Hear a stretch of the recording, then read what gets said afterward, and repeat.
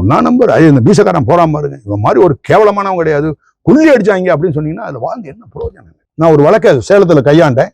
அந்த வழக்கு வந்து செத்து போன பாப்பா வந்து 13 வயசு பாப்பா, ஸ்ரீமதின்னு சொல்லுவாங்க அவ பேரு. அவ ஆத்தா பேரு விஜயலட்சுமி.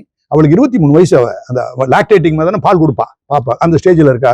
அவளை ரேப் பண்ணி கொண்டு போட்டாங்க. ரெண்டையும் கொண்டு போட்டு தீய வச்சு கொளுத்தி டவுரி சூசன் காட்டிவிட்டான் அப்படின்னு சொல்லி டிஎஸ்பியும் ஏடிஎஸ்பியும் ஒரு பொம்பளை ஏடிஎஸ்பியும் எல்லாம் விசாரிக்கிறாங்க.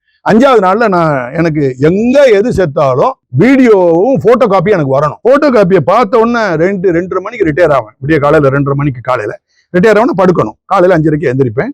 2:30 மணிக்கு பார்க்க போகும்போது I detected no this is not. Bring the car. எடுத்துட்டு நேரா போறோம், ஏற்காடு போய் தூக்குறோம், எல்லாத்தையும் போட்டு எல்லாத்தையும் கொண்டு வரோம்.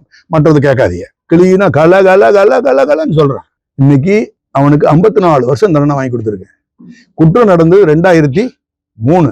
இன்னைக்கு எத்தனை வருஷம் ஆயிடுச்சுன்னு யோசிச்சு பாருங்க. அரெஸ்ட் ஆனதுல இருந்து அவன் வெளியவே வரல, வெயிலும் கிடையாது, ட்ரையல்ல அப்படியே ஒட்டி தண்டனை வாங்கி உள்ள வச்சிருக்கேன். என் கடமை நான் ஒழுங்கா தான் செய்யறேன், சம்பளத்துக்காக நான் செய்யவே இல்லை.